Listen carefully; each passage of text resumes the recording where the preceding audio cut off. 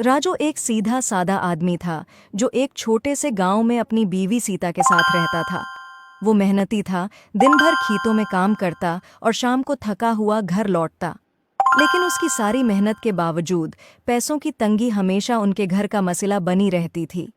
सीता, राजू की बीवी, एक फिक्रमंद औरत थी। वो हमेशा इस बात पर परेशान रहती थी कि पैसे कब खत्म हो जाएंगे। हर दिन इन दोनों के दरमियान पैसे को लेकर झगड़ा होता। राजू, तुम्हें ज्यादा पैसे कमाने की फिक्र करनी चाहिए। हम कब तक उसी तंगी में जिएंगे? सीता गुस्से में बोलती। सीता, मैं दिन रात मेहनत कर रहा हूं, लेकिन हालात हमारे बस में नहीं हैं। राजू जवाब देता, थोड़ा थका हुआ और अफसरदा।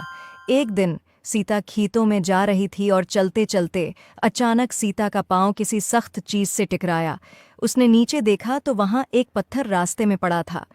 सीता ने सोचा कि कोई उस पत्थर से गिर जाएगा, तो सीता ने वो पत्थर उठाया तो उसके नीचे एक जमीन में एक पुरानी सा संदूक नजर आया।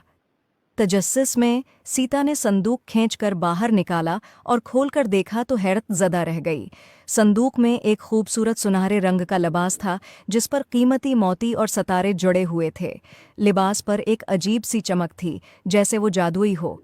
सीता ने बगैर सोचे समझे वो संदूक लिया और घर वापस आई। सीता ने राजू को संदूक दिखाया। राजू ने जब वो लिबास देखा तो सोचा कि उसे बेचकर हमारे हालात बेहतर हो जाएंगे, मगर सीता को वो लिबास बहुत पसंद आया था। जब सीता ने वो लिबास पहना, अचानक उसके अर्द गिर्द एक रोशनी फैल गई और एक परी नमूदार हुई। परी की आंखों में मोहब्बत और हमदर्दी की चमक थी। राजू और सीता परी को देखकर हैरान हो गए। परी ने कहा, तुम्हारी जिंदगी में मुश्किलात हैं, लेकिन पैसे का मसला तुम्हें अंदर से कमज़ोर न करे।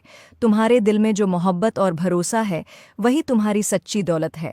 ये लिबास तुम्हारे घर में खुशहाली लाएगा, लेकिन याद रखो, सच्ची खुशी पैसों से नहीं मिलती, बल्कि एक दूसरे के साथ मोहब्बत और ताउन से मिलती है। सीता और राजू की आंखों में आंसू आ गए। सीता ने समझ लिया कि वो हमेशा पैसे के पीछे भागती रही, जबकि खुशी उसके घर में पहले से मौजूद थी। उसका प्यार करने वाला शोहर राजू। सीता ने राजू से माफ़ी मांगी।